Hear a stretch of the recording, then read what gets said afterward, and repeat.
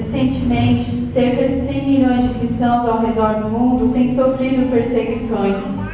Jesus predisse repetidas vezes aos seus seguidores sobre quão difícil seria segui-lo. Haveria um preço a pagar, uma cruz a levar. Venham, ouçam meus ensinamentos.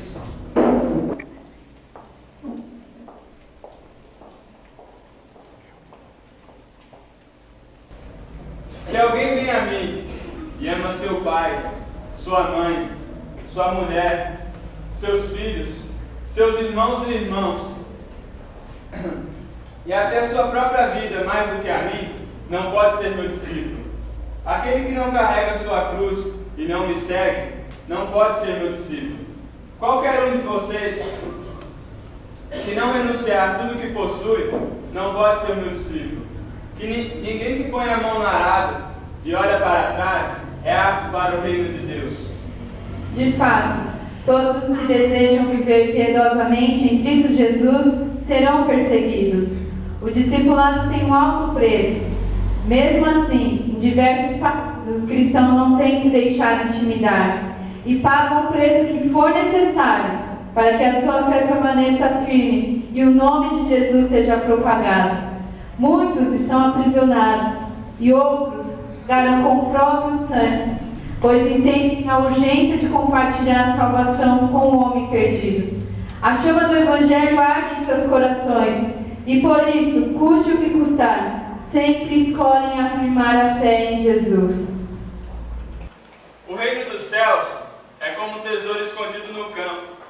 Certo homem, tendo encontrado, escondeu de novo, com grande alegria, foi, vendeu tudo o que tinha e comprou aquele campo.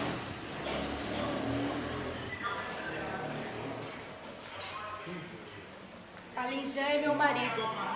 Ele foi preso e condenado à prisão há 15 anos por uma falsa acusação de fornecer segredos a organizações estrangeiras. O meu marido, ele é cristão há 10 anos. Começou a servir a igreja. A sua fé foi o motivo da sua prisão. O meu marido, ele é um homem de uma fé simples, expressada de uma maneira calada, mas firme. Nós temos um filho de 8 anos e uma filha de 5 anos. Qualquer contato entre nós foi proibido desde a prisão dele em janeiro de 2008.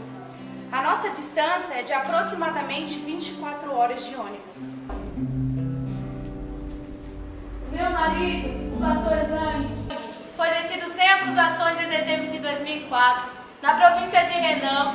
Ele já foi detido 5 vezes antes e passou um total de 12 anos na prisão. Na primeira vez, em 1974, trabalhou 7 anos e meio no campo de Chirrua e depois foi sentenciado por contra-revolução sob fachada religiosa. Em junho de 2006, novamente foi sentenciado por obter passaporte através de fraude e por passagem ilegal de fronteira. Atualmente eu só posso visitar ele uma vez por mês e levo cerca de 3 horas até chegar lá. As autoridades também monitoram a vida de meus filhos, que são ministros. Um é pastor ordenado e o outro é o líder da sua igreja. Depois da prisão do pai, ambos tiveram que se esconder. E eu também estou sob vigilância. Antes e depois da visita de meu marido, as polícias me perguntam por que eu não peço para que os meus filhos retornem. E eu preciso ter muito cuidado ao entrar em contato com eles. Estou morando sozinha. A autoridade monitora a minha vida pessoal. Antigamente eu costumava ter a minha família cristã vivendo perto de mim. Quando meu marido foi preso pela primeira vez, eu não era convertida, mas eu fiquei tocada pelo carinho e pelo cuidado dos irmãos, que me deram de comer e que me vestiram no ano novo chinês. Eu considero essa fase que estou passando como algo normal da vida cristã. Este é o carregar a cruz. Eu não me sinto mal porque meu marido está longe ou porque eu não vejo mais os meus filhos. Eu não me sinto como uma viúva. O reino dos céus também é como um negociante que procura pérolas preciosas.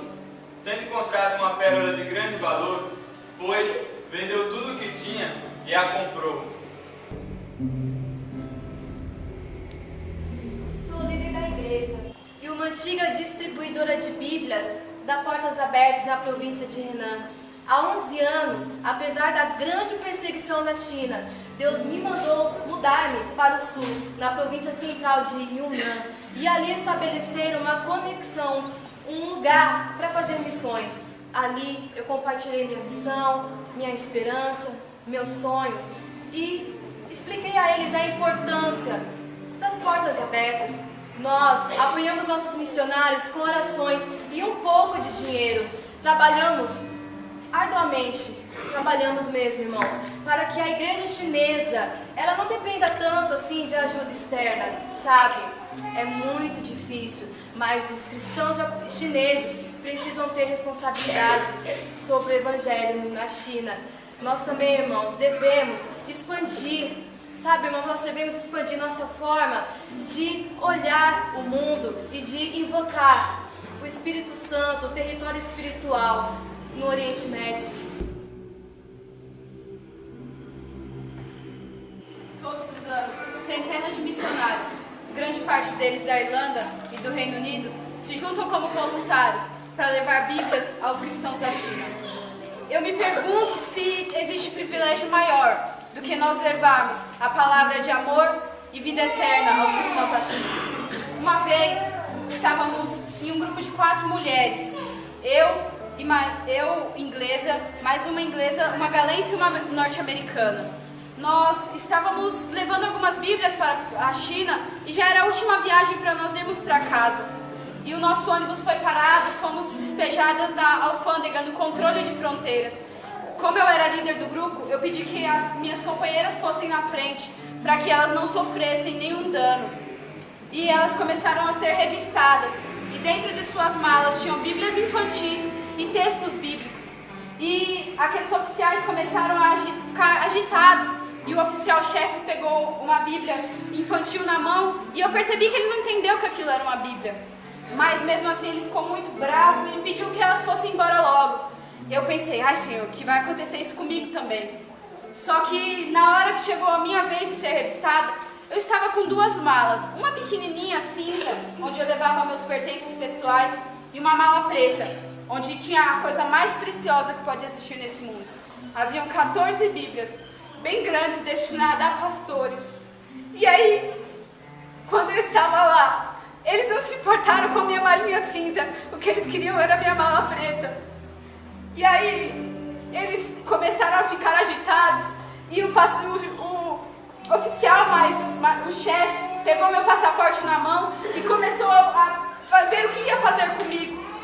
E eu vi um jovem oficial se aproximando de mim, e eu vi ele folheando uma Bíblia, e eu ouvi ele falar bem baixinho, sussurrando mesmo, livro bom. Só que ele repensou naquilo que ele disse, fechou a Bíblia e saiu de perto.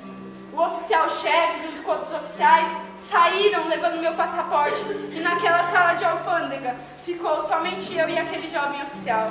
Eu olhei para ele, sorrindo, e falei, eu ouvi você falar livro bom? Ele balançou a cabeça e disse sim. E aí, eu tinha uma cruz que eu levava comigo, eu mostrei para ele e falei, eu sou cristã, você é? Ele olhou para os lados, repensando, vendo se tinha alguém por perto, e baixinho ele disse, eu sou. E eu falei, que bom, irmão, foi uma alegria ter encontrado ele. Eu falei, que bom, irmão, te encontrar. Eu não posso perder esse material valioso. Os cristãos na China, eles precisam muito deste material. Tem como você olhar para o teto, para não ver o que eu vou fazer agora e não ser culpado do que está acontecendo? Ele, de prontidão, balançou a cabeça que sim e começou a olhar para o teto. Eu abri a minha malinha cinza e peguei uma Bíblia da mala preta e coloquei na minha mala. E aí eu peguei mais 7 e eu ia colocando mais Bíblia e ele falou, pera, eu sou oficial alfandegário. E eu entendi a preocupação dele, que também era minha, que as pessoas os oficiais iriam notar a diferença nas malas. E aqueles oficiais estavam voltando e nós fomos fechando a mala bem rápido, para eles não perceberem. Só que como eu estava com pressa, a minha mala ficou cheia de pontas por causa das Bíblias. E eu lembro que naquele dia eu orei falando, Senhor, faz esses homens cegos para que eles não notem as diferenças nas minhas malas. Enfim, aquele oficial-chefe chegou e entregou meu passaporte todo enfurecido e disse, você está liberada, mas a mala preta ela tem que ficar e todo o conteúdo que está nela. E aquele jovem oficial levou a mala e me levou até a porta da alfândega, lá para fora. E O ônibus não estava mais lá e minhas companheiras já tinham ido embora, porque o ônibus não iria me esperar o tempo que eu demorei lá. E aquele jovem oficial, ele me chamou um táxi para mim. E se ajoelhando na porta do táxi, ele segurou a minha mão. E com um olhar de ternura, só que ao mesmo tempo com um olhar de necessidade, ele pegou e disse bem baixinho, para que nem o taxista ouvisse, ele falou: irmã, você tem que voltar e trazer mais Bíblias. E naquele dia eu prometi para ele que eu voltaria e eu levaria mais Bíblias e que Deus o abençoasse por aquilo que ele tinha feito naquele dia, que era uma coisa muito importante, não só no meio físico, mas no reino espiritual. E quando Cristo enfim me chamar nos céus com serafins, irei morar. Então me alegrarei perto de ti, meu Rei, perto de ti, meu Rei, meu Deus de ti. Se o mundo os odeia, tenham em mente que antes me odiou. Se vocês pertencessem ao mundo, ele os amaria como se fosse dele. Todavia vocês não são do mundo. Eu os escolhi tirando-os do mundo. Por isso o mundo os odeia. Guardem as palavras que eu lhes disse. Nenhum escravo é maior do que o seu senhor. Se me perseguiram, também perseguirão vocês. Tratarão assim vocês por causa do meu nome, pois não conhecem aquele que me enviou.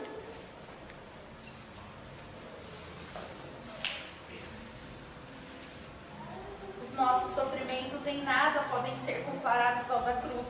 Escolhemos o caminho da cruz, não importa as dores ou dificuldades. Ó Senhor, nos dê graça para aceitar as ações do mundo assim como Jesus fez. E enquanto esperamos a tua vinda, Senhor, que possamos ter coragem para permanecermos firmes e demonstrar o teu amor ao mundo. Para isso vocês foram chamados, pois também Cristo sofreu no lugar de vocês, deixando-lhe exemplo, para que sigam os seus passos. Ele não cometeu pecado algum, e nenhum engano foi encontrado em sua boca. Quando insultado, não revidava. Quando sofria, não fazia ameaças, mas entregava-se àquele que julga com justiça. Ele mesmo levou em seu corpo os nossos pecados sobre o madeiro, a fim de que morrêssemos para os pecados e vivêssemos para a justiça. Por suas feridas fomos curados.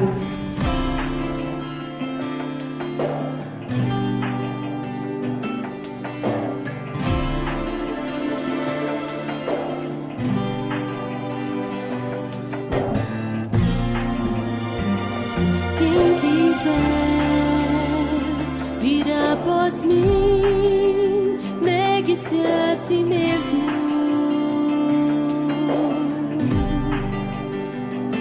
Quem quiser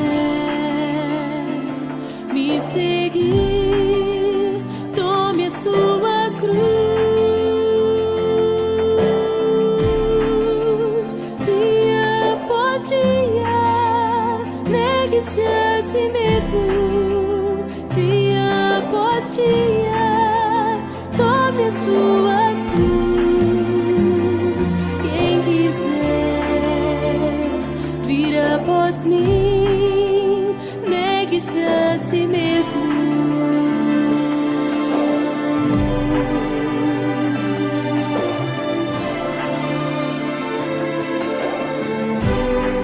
Ainda existe uma cruz pra você carregar. Não se deixe enganar, a porta é estreita, o caminho é árduo pra você trilhar. Não se deixe enganar, ainda existe uma cruz, ainda existe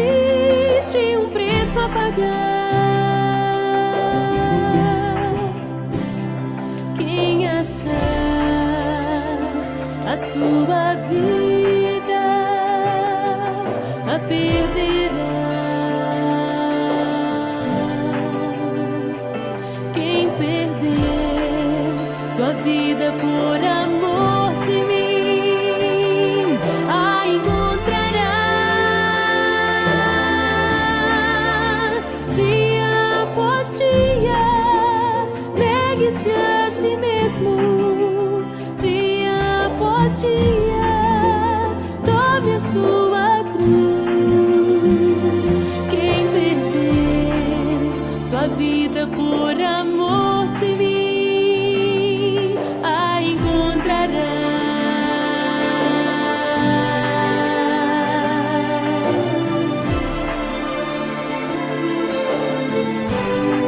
Ainda existe uma cruz pra você carregar. Não se deixe enganar, a porta é estreita,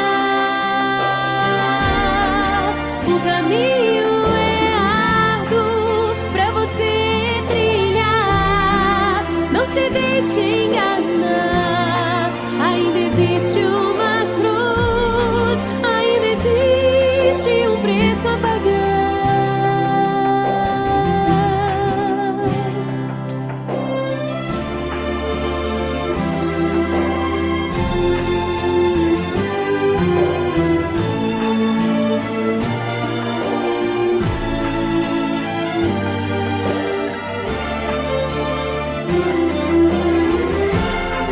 Ainda existe uma cruz, ainda existe um morrer, ainda existe uma cruz, uma batalha a vencer. Ainda existe uma cruz, ainda existe um morrer, ainda existe uma cruz, uma batalha a vencer. Ainda existe uma cruz.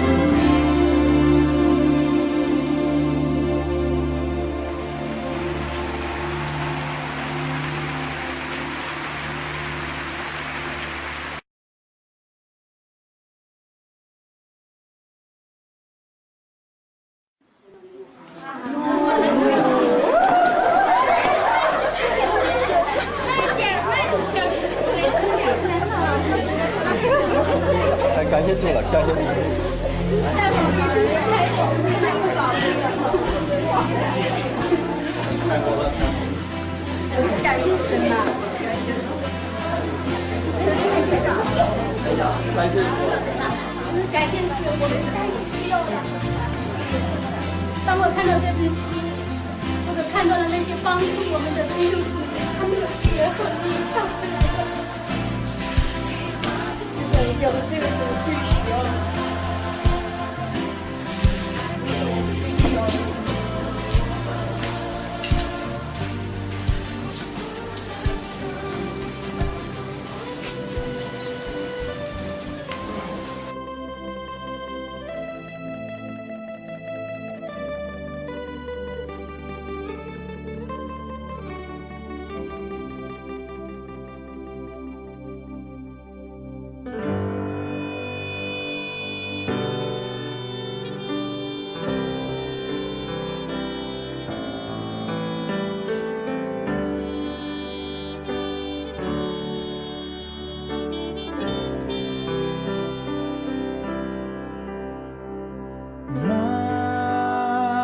Mais perto quero estar, meu Deus, de ti.